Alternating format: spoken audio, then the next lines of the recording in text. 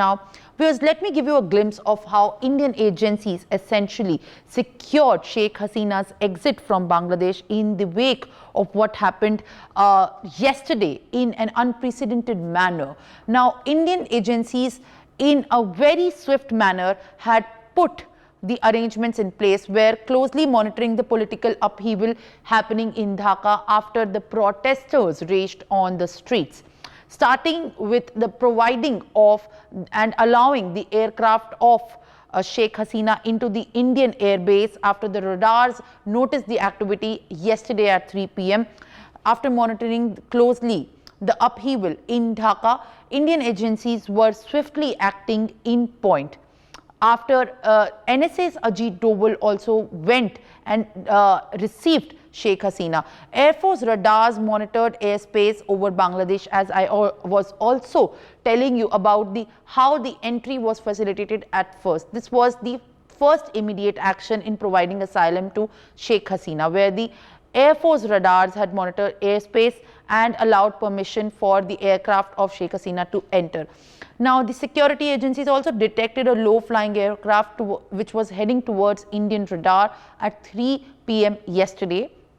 And going forward, the entry of this aircraft into the Indian airbase was allowed. Then Rafale fighter jets were deployed over Bihar and Jharkhand, essentially to be put there as a safeguard and to ensure, if needed, this could be used. The Rafale aircrafts were put over Bihar and Jharkhand.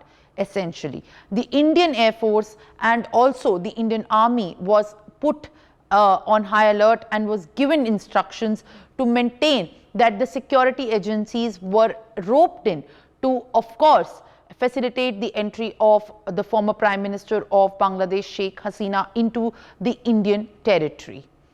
Going further, we also have the security agencies locating the flight path and monitoring the ground agencies in Bangladesh as far as bringing Sheikh Hasina into the country's territory is concerned, because remember, the top priority of all the Indian security agencies and also the Indian government was to ensure that the focus remains to ensuring a safe passage for the former Prime Minister of Bangladesh, Sheikh Hasina, into the Indian airbase. Now, joining me on the broadcast, viewers, on this discussion that we are holding very closely and following since morning on the Bangladesh political turmoil is Major General J.K. Bansal.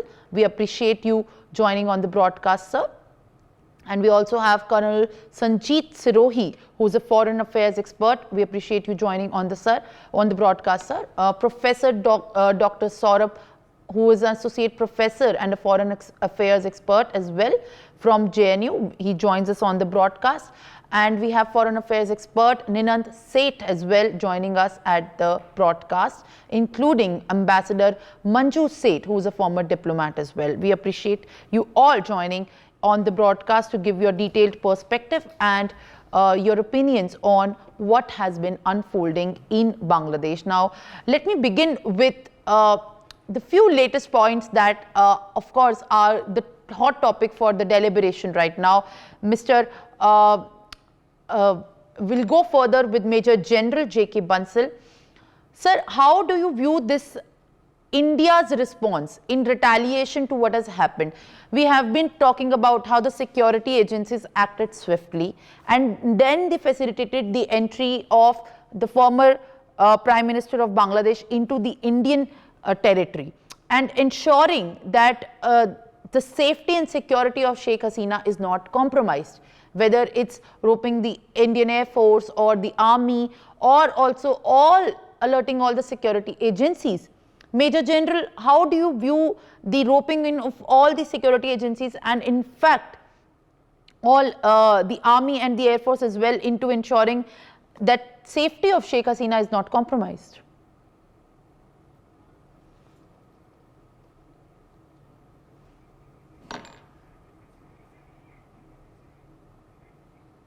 All right. We'll try to fix the connection with Major General. While that happens, I'll want to go to Colonel Sanjeet Sirohi, who's also a foreign affairs expert. How do you view this situation presently unfolding and India's response to it, Mr. Sirohi? Simran, the situation is very grave, especially for India, because losing Sheikh Hasina as a prime minister is a great shock for India because she, from the day one, she was pro India. And all the policies, although she was doing a balancing act by having a good ties with China and India, but when it came to giving anything, she was always preferring India for that. And the two examples, which are recent examples, are Tista River Dam and Mongla Port. So this changeover in Bangladesh is not very good sign for India. And in the long run, we have to see who forms the government. If BNP comes as a party forming a government and Khalida Begum becoming a prime minister again, then because she has the reputation of being pro-China and pro-Pakistan, so at that point of time, India will be having problem. And है ना? with anti-India government in Bangladesh, we will are going to have lot of problems in northeastern states because the infiltration will take place, and China will do all whatever they can do to make sure that our northeastern states are again they become unstable. Infiltration will increase. There have been going on boycott of Indian goods, and as a result of that, and the basic issue which is going to come up are the refugees. There are about 1 crore 31 lakhs Hindus there, and they are actually pro Awami League. And lot of news is coming in that lot of houses have been burnt of Hindus and lot of temples have been burned. So will be a grave situation where we may have to face the refugees. And just now there has been news that opposition leader in West Bengal government. So then the Adhikari has said that there may be a chances of 1 crore Hindus crossing over to India. Now that becomes a great problem for us, and we have to be very careful and look into it into more detail and take all measures whatever we can take. And it will be a big decision whether we allow them to come in or we don't allow them to come in. Simran. All right. We also have another panelist joining on the broadcast right now, Ninad Seth, who is a foreign affairs expert. Sir, we appreciate you joining on this broadcast. What essentially is unfolding right now is the chief of army talking to the student protesters and now holding deliberations. So what do we make of this as an immediate step to do the damage control in such a phase of a crisis? Is this enough, or this is also another step which is going to weaken further the strategy which should have been controlled long ago but continues to send a negative image for the country? Look, India obviously has suffered a strategic setback with Sheikh Hasina's departure from Pakistan. This is the result of putting all your eggs in one basket. In many ways, India faces the Western equivalent which was faced when the Shah of Iran abdicated. Having said that, India has a lot of leverage. People do not realize that it is, this is not a country, this is a $3 trillion economy. There's a logic of geography. There's a logic of trade. There's a logic of sheer military power. India has enough leverage to make Bangladesh's new dispensation, whatever it may be, to behave. At the minute, I think that we have to put away the carrots and get out the stick. We have to give a clear message that there will be a red line. And the red line is, of course, the treatment of minorities in Bangladesh. And after that, we have to wait. Great powers do not, worry about the occasional coup, although this one, of course, is of a gigantic proportion. We have to let Bangladesh stew in its own juices.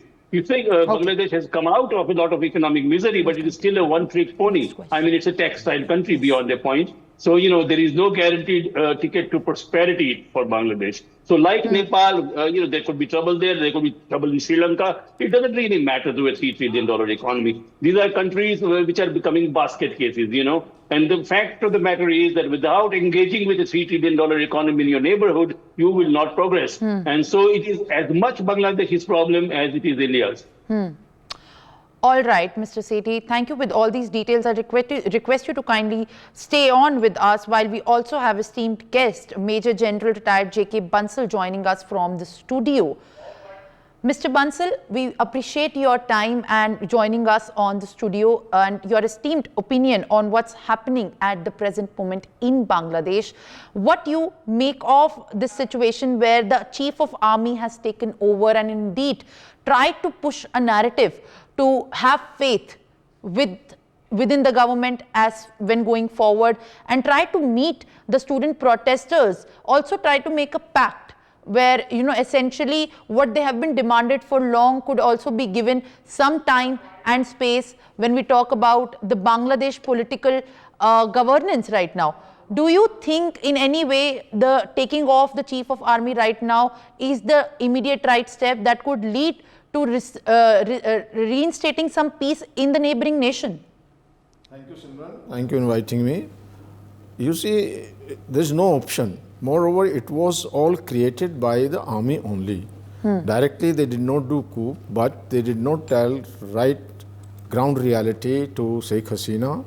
And when they are on road to control crowd, they never controlled them, rather instigated. And the army chief was waiting for the right opportunity. When the right opportunity came, then he did it. And Sheikh Hasina was not even given a time to address or to record his address to the nation. She wanted to do that. As a matter of fact, Sheikh Hasina has put few conditions when this bargain was going on, that yes, I will leave, but the government should be, we should have, our party members should also be in that particular government. But army chief did not agree, and she was given only 15 minutes to pack off, and she has to leave immediately. And what I have been told that there has been news that she took boxes, maybe about some suitcases, 20, 30, whatever, those were also checked, because it was kept in mind that during Afghanistan, when Mohammad Karzai, he left, so he left with some cash. So they were thinking that whether some cash is there in her box or some sensitive documents. So it was now what is happening is, of course, army is saying that yes, we will establish a government, interim government, but it will be run by the military only. This will be a puppet government, which will be under directions of military. So the military is definitely, earlier also such incidents occurred in Bangladesh. the army rule was there earlier, and they will do again itself. And now this Jamaat-e-Islami and Bangladesh National Party, they are very staunch people who are having their mindset extremist, and there are now what happens, they could not even they could not contain, in the sense that from the jail about 500 people were out when they walked in the jail. Rather, demonstrators opened the jail doors and they came out, and out of those there are the few terrorists, and India is having great concern that those terrorists may sneak in India and would create the problem. So our border security has been tightened. Our the Director General Border Security Force is there in Chobis Pargana and Sundarban. These areas, these are sensitive area. The rail connection or rail has already been discontinued. There is no flight going from India to Dhaka. So this is a very great matter of great concern.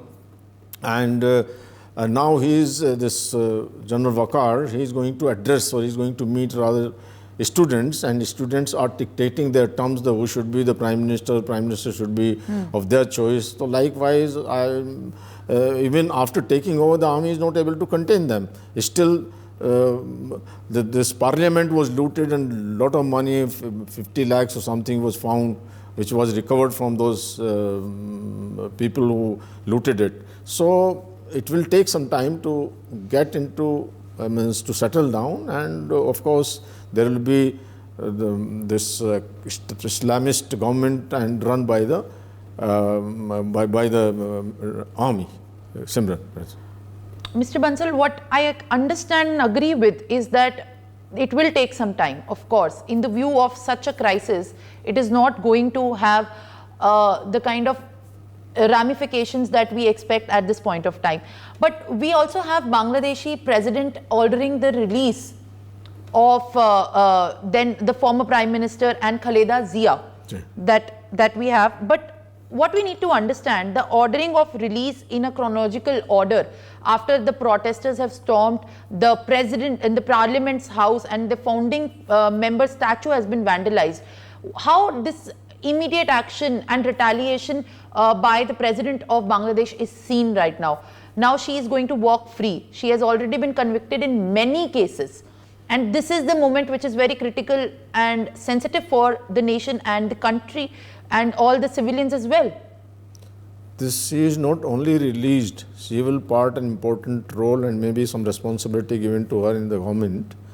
And you know, everything is being done under the instructions of the army. Whatever they are doing, the president is following that. Otherwise, once there was the resignation from Prime Minister, the resignation of Prime Minister would have gone to President, and President would have addressed nation, but it was addressed by the Army General. So this staunch Islamist, they are going to take over again Bangladesh, and it is now presumed that it will be again a Pakistan, East Pakistan like that, and already Pakistan has already started interfering. The Fawad Chaudhry, the former minister, has told why India has given any asylum to Sheikh Hasina.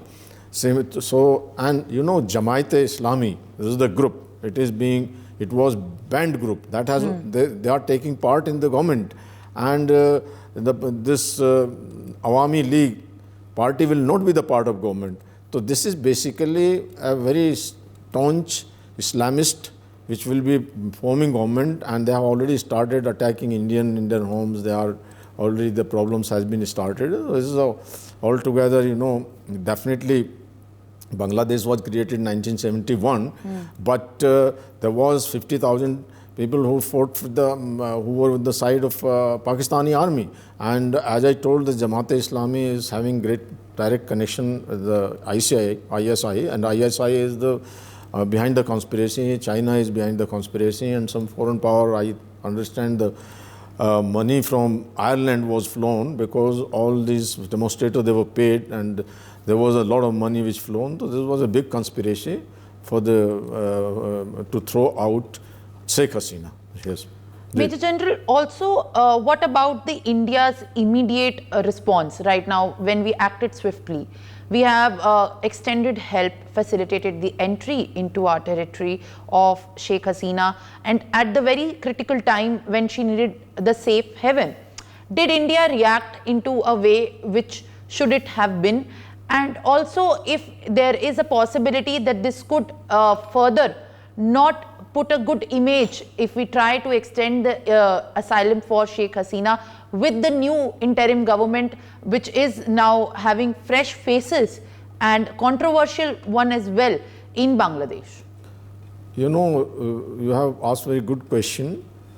Actually, she is here, and if she takes, so she is contemplating whether she go to London or she go to Finland.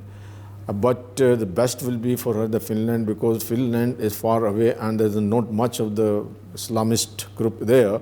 If she go to London, there are so many Bangladeshis, she will have threat. In India also there will be a kind of threat. And there is a meeting going on of all the opposition leaders. Prime Minister is chairing, you are showing it. So they will take a decision. And you know, the friendship is fine, but India will take decision in the interest of the country, whatever is best. Though there was a Taliban government, but we tried to maintain relation with them. When there was in Myanmar, the civilian government was thrown out, but we maintained relations with junta government over there, who is the military government. Similarly, here also, India will see what is good for the India, and then only the decision will be taken. At the moment, what is the worry is there is about 4,000 kilometer border of Bangladesh with India, and some of the elements who are always wanting to come to India may sneak through under these circumstances, or there may be some refugees who are coming.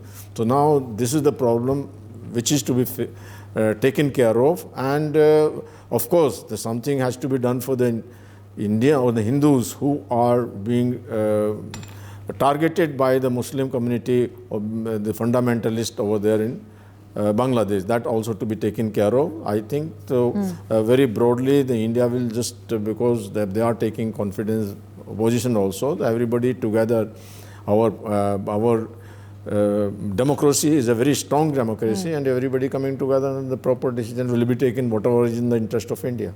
All right, Mr. Bansal, there you have put this in perspective. You have particularly focused on the word democracy. When we talk about democracy, I'd like to get a word from our another panelist, Dr. Saurabh, who's an associate professor in JNU as well. We appreciate you joining on the broadcast, sir. Mr. Saurabh, Mr. General was saying, and as Mr. Bansal also pointed out, that democracy in India is a very strong and essentially very strong one when it comes to implementing with such crisis. But US's stand on the Bangladesh's crisis right now, which has come saying that any government that should be formed at this point of time should be according with the democratic principles. How do you view this from US? As far as this statement coming at this very critical time when there are concerns and deliberations going on, India is doing its own strategy prepping, and Bangladesh is doing some sort of course correction right now to handle the situation at first. The US is making statement where the Bangladesh's interim government should be formed as per the democratic principles and also in accordance with the student leaders. Mr. Saurabh. Yes, hello, thank you. So this question is very, very important because that formation of the government, what de facto, so we know that de facto government is now, whatever the government was, that's in exile now. And we should concentrate on what the actual position is. So the students leaders, number one, the demonstrators, number two, the army, number three, the role of BNP, that Khalda Jia is also supposed to be released. Number four. Number five, the Awami League people now trying to leave the country, 1 crore plus may take the asylum in this India. Number six, the how the China and US is playing the role. So that is very important. Whatever the US or India that they are trying to do the best possible scenario, what is maybe in hand. Because post-scenario, post-formation of the government, India's relation, how India is moving, and for last 15 years, that's the best relation in South Asia with any country. So once that government is now toppled and the army is taking over, and whatever the puppet government is taking place, so both India and US trying that the government should be pro-democratic or democratic. So it may be in overall long-term relationship for this reason, for this countries. So that anyhow you have to deal with the government. With Quad US was trying, with other East Axis policy India is trying. India is looking for a more kind of a different, more better relationship with these countries, with Bangladesh. So that is very, very important that what government is formed. Suppose in Afghanistan, that now we have trying to move forward, whatever the government, even in Taliban. So we have to, but that situation we are not looking for in Bangladesh. We have a very good relations. Our borders are 4,000 plus kilometers borders and very porous borders. So we have to be very careful, both in West Bengal, Tripura, in other border areas. So that is very, very critical from Indian perspective, from other South Asian perspective, and from perspectives of the Bangladesh itself. Because Bangladesh people were actually looking for a more stable government, and they have a very good economic recovery. They were under developing countries, still they are in the developing countries, but for last 15 years, they have economic growth was not like the previous years.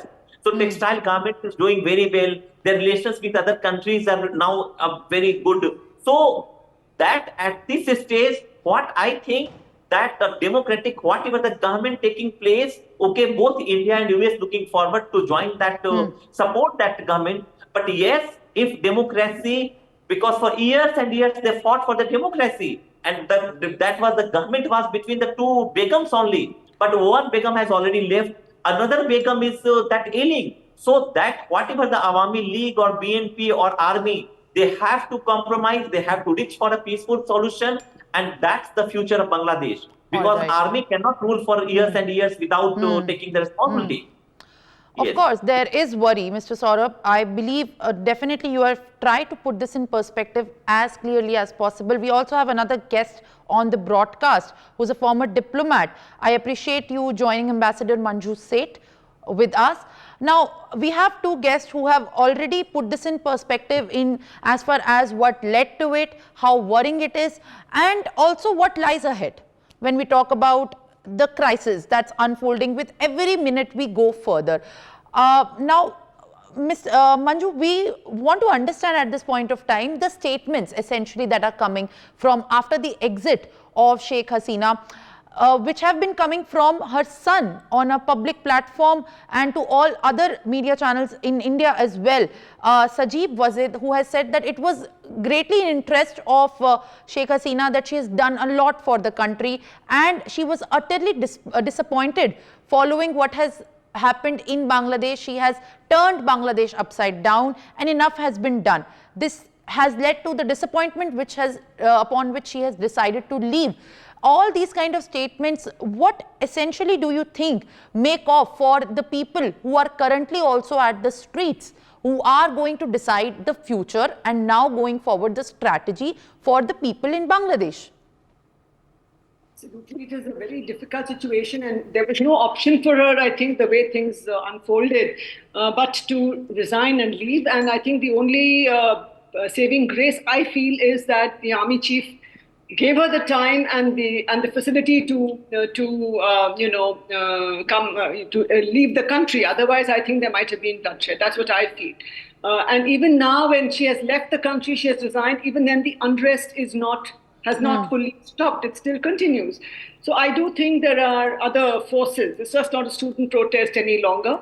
There are other forces at play, obviously, in whose interest it is to see that things don't come under control quickly, and to put pressure, I think, on whoever, because now they're saying that the president and the army chief will form an interim government, appoint an interim government, and the army will look after or will sort of supervise it, and then they will maybe have elections. But they haven't spoken of elections yet. And but yes, it is that's what we hope is going to be the next step after the interim government is in place. But who will comprise the interim government? Who will sort of show it its or dictate, or no, not dictate. Let me say, who will decide how it functions, what its policies will be? That remains to be seen. And who are the constituents? In the all-party meet, also, I noticed that nobody from the Awami League was invited, as per reports. So I think that is an indication of what they mean by an all-party interim government. For the meeting, they didn't invite anybody from accounts that appeared in the paper. There was nobody from the Awami League. So the fact is that what is the next step going to be, and what is happening there? How is the situation? It is very rapidly, it is evolving still. And Sheikh Hasina, ex-Prime Minister, is in India at the moment. And I think she has been a good friend of India, but I think she didn't read the sign of the times and the trouble that was coming her way in Bangladesh.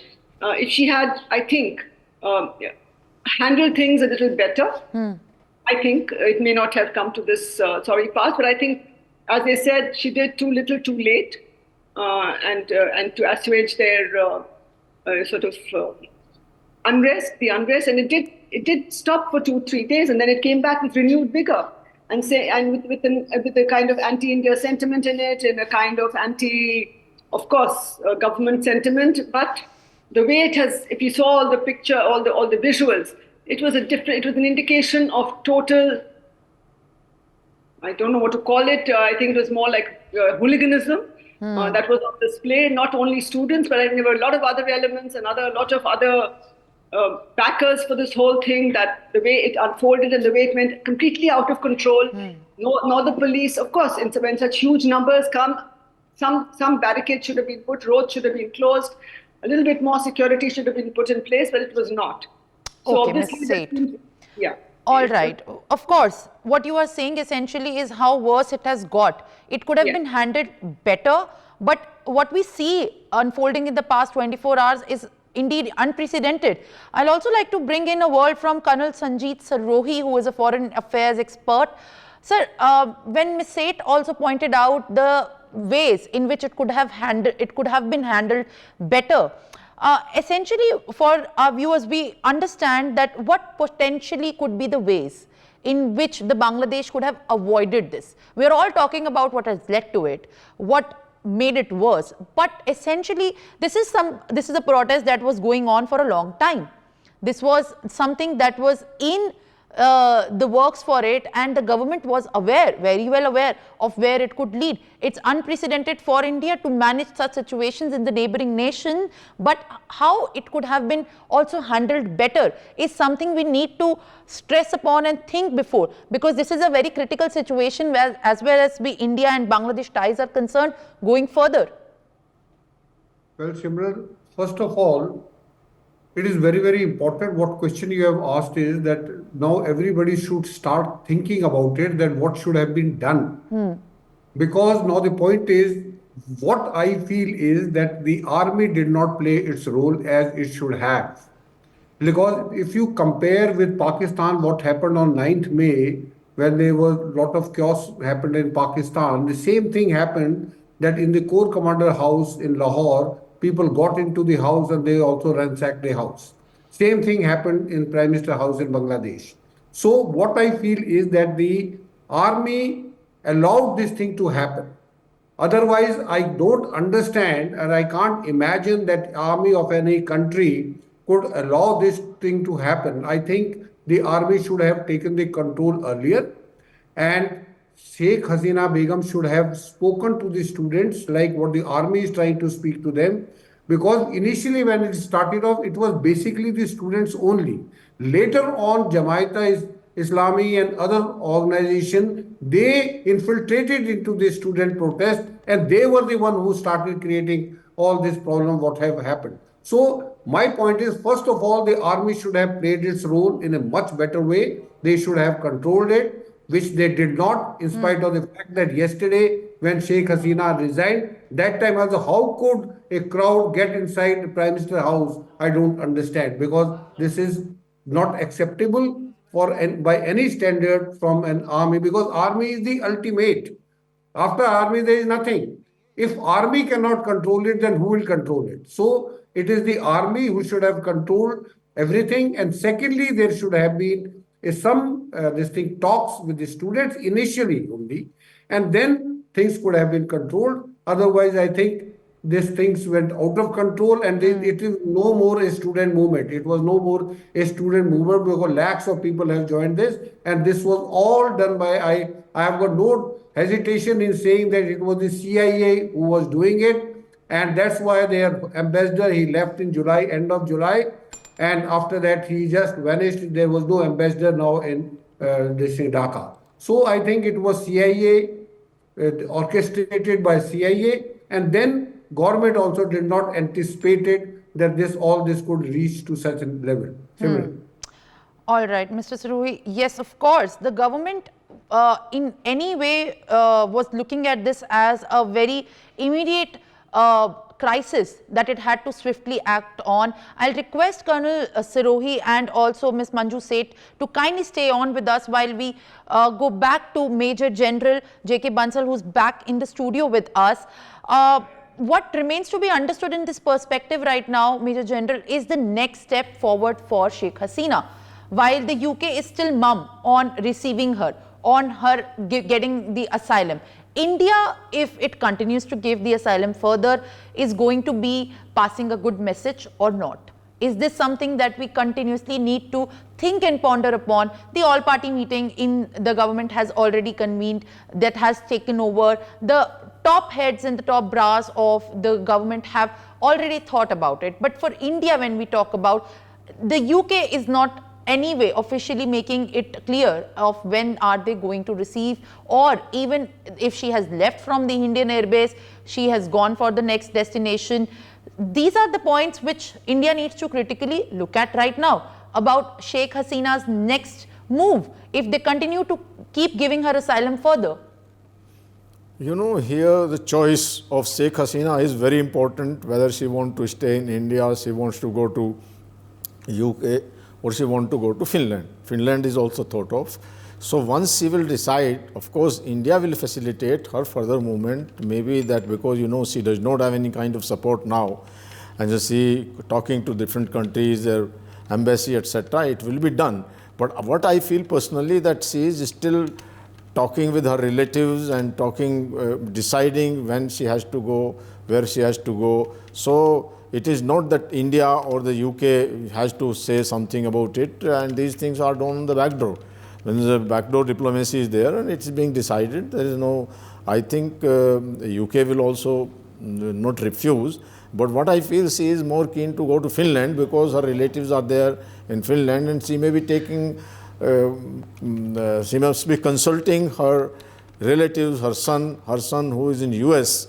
Before leaving Bangladesh, she talked to him, and she really wanted to stay in Bangladesh, not going to leave. But her son told her that you must leave, you are a danger to your life and you may be risking your life, and that is how she left that. So once she will take decision, definitely political, she has been a leader who is the face of democracy.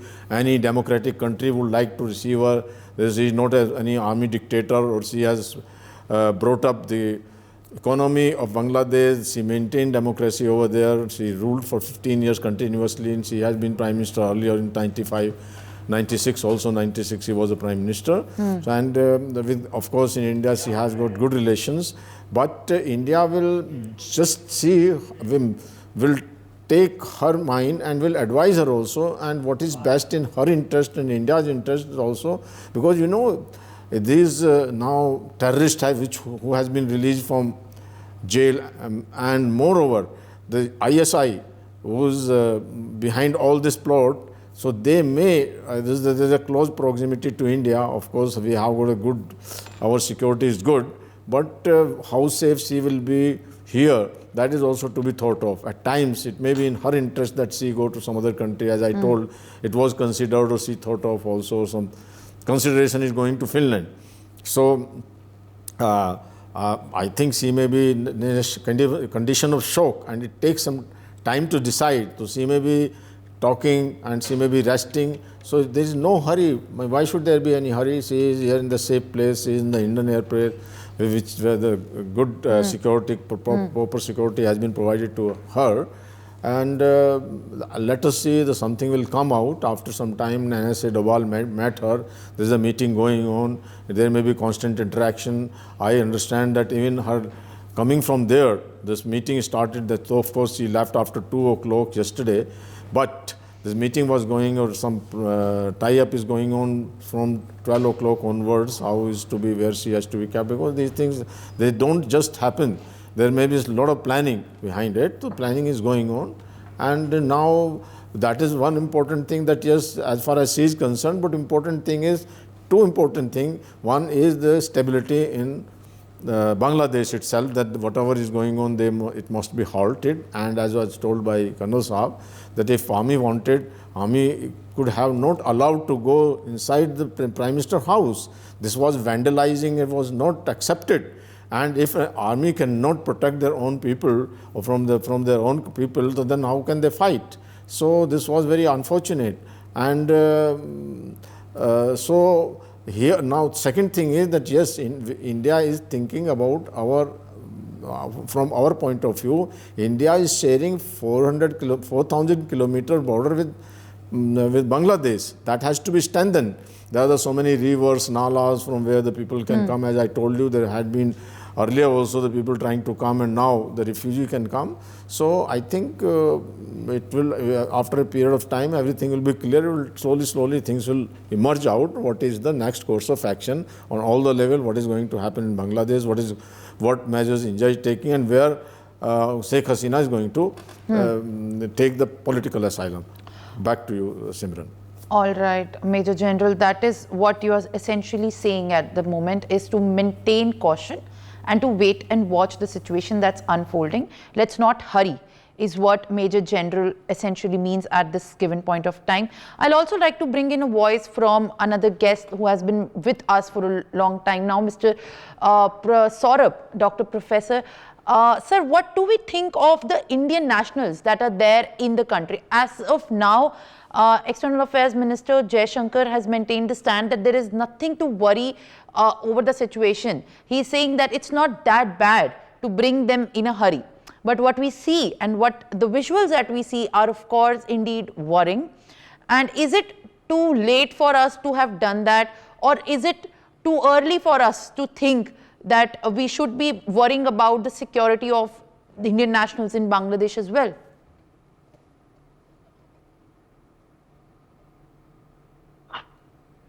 That is a very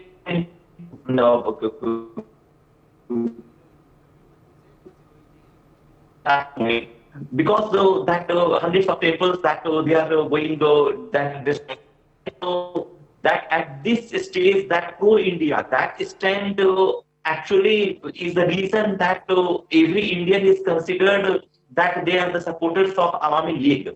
So that is the big issue. So what I think at this stage, that army, that's their role is very important because they are now in the custodian of this peace and overall controlling of the situation. And if violence continues, so that Awami League supporters, number one, that number two, the Indians, number three, whoever is the pro-democracy. So the fundamentalists are actually trying to take the control of the situation.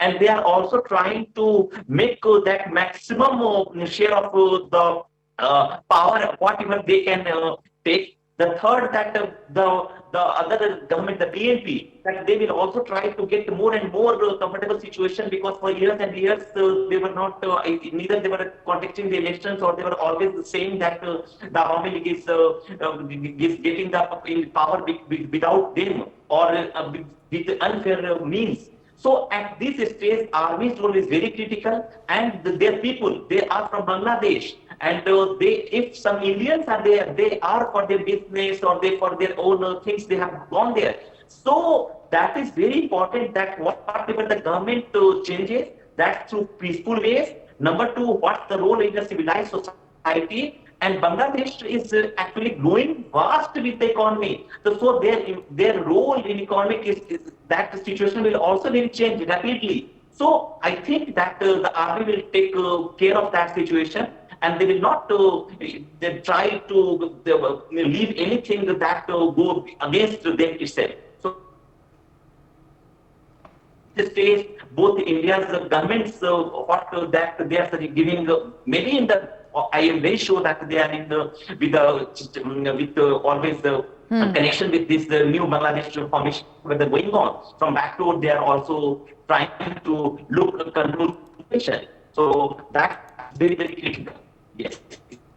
All right, Mr. Saurabh, thank you with all these inputs, and Ms. Manju Seth and also other guests who have joined us, including Colonel Sanjeet Sirohi and also Ninant Seth, who have joined us on the broadcast, along with Major General J.K. Bansal as well, who have given their detailed perspective on the Bangladesh crisis. And I'm being told that Manju Seth, former diplomat, is also back with us on the broadcast. Ma'am, we appreciate you joining us again. What I essentially need to ask you firstly right now is that she continues to be in India. The aircraft reports that were ongoing in the media were saying that she is likely to leave as security outside the Hindon Air Base is tightened, and also it has been improved. But what essentially is the situation right now that Sheikh Hasina continues to be in India at the moment, and her time in asylum in India continues to be increased, while there is also increased worry for the Indian nationals in Bangladesh right now. How do we view this situation? How does the government should ensure that what needs to be done priority is also the safeguard exit of the nationals? But S. Jaishankar has been maintaining that there is nothing to worry as we talk about the security of our Indian nationals in Bangladesh. Yes, as of now, I think from what the minister has said, he may have got inputs from there. And I'm sure our High Commission and High Commissioner are in touch with the local government, with the local army, and trying to find solutions and to ensure the safety of all Indian nationals. That's the top priority, and I'm sure we are already in touch with them, which is clear. But of course, if there are any indications of the situation worsening, or if there's any targeted attacks at the Indian nationals, I think we will move swiftly to evacuate and to bring back our nationals from there. The situation that Madam Sheikh Hasina is in India right now because her onward destination is not yet decided and not yet finalized. I think we have given her before also, if you look back into history, she has been given asylum on earlier occasions also, whenever required. And she has lived in India before. And I think there is no option. She's been a friend of India. Her family has been a friend of, we were together, our forces and the Mukti Bahini fought together for the liberation of Bangladesh. So I think there's a special relationship between her government and India, and with her as well. And she has lived here previously also. She was given a safe, stay here in India for a number of years. And I think we will do it if it's required. But of course, I'm sure whoever comes into power in Bangladesh would also understand, like they did previously, that this is not something that is a message for the new government, but this is a message that we stand by our friends. That's what I feel, that's what it is. It will be, and I don't think it will very adversely affect our, relationship with the new government, because in any case, that new government or the interim government which comes in place is already, from all indications, the protesters and all that, they already seem to be in an anti-India mood from all reports. So I think they might not, take this very kindly. They may not be very happy with the situation, but I think they will understand that she would, provided she doesn't make any political statements or anything like that, I think India would be would stand by her and allow her to stay here as long as she would like to stay. All right, Ms. Seth, thank you with all these inputs that you have put in perspective for us, and thank you to all my other panelists who have joined me on this broadcast for their detailed perspectives as well on the Bangladesh crisis that has been unfolding since yesterday as the uprising due to the anti-quota protest continues and it escalates in Dhaka. For more such videos, subscribe to the NewsX YouTube channel, hit the bell icon.